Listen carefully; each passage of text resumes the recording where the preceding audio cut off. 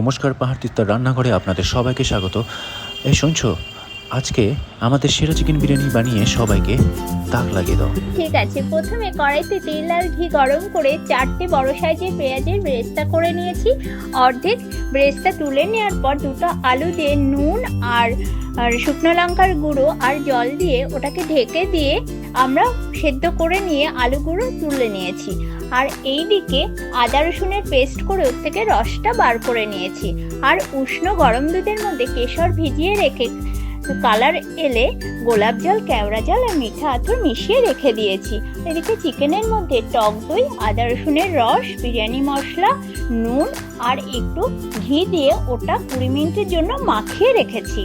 তারপর আমরা প্রথমেই বাসমতি রাইসটা জল আর লেবুর রস দিয়ে 20 মিনিট ভিজিয়ে রেখেছিলাম।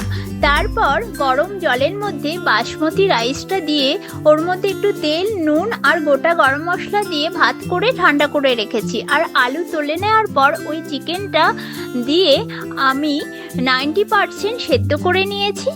এই যে চিকেনটা 90% সেদ্ধ হওয়ার পর ওর মধ্যে চিনি আর দুধ দিয়ে ভালো করে মিক্স করে নিয়েছি।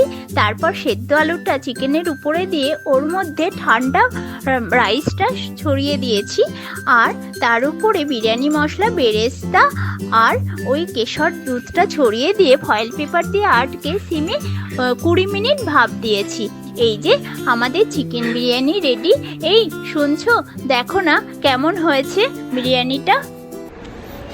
অবশ্যই বেশ সুন্দর সুগন্ধ। তো টেস্ট তো অবশ্যই করে দেখতে হবে। আমাকে আগে টেস্ট করার জন্য উঠিয়ে দেওয়া হয়েছে, আমি এটা একটু টেস্ট করে দেখছি মুখে নিয়ে।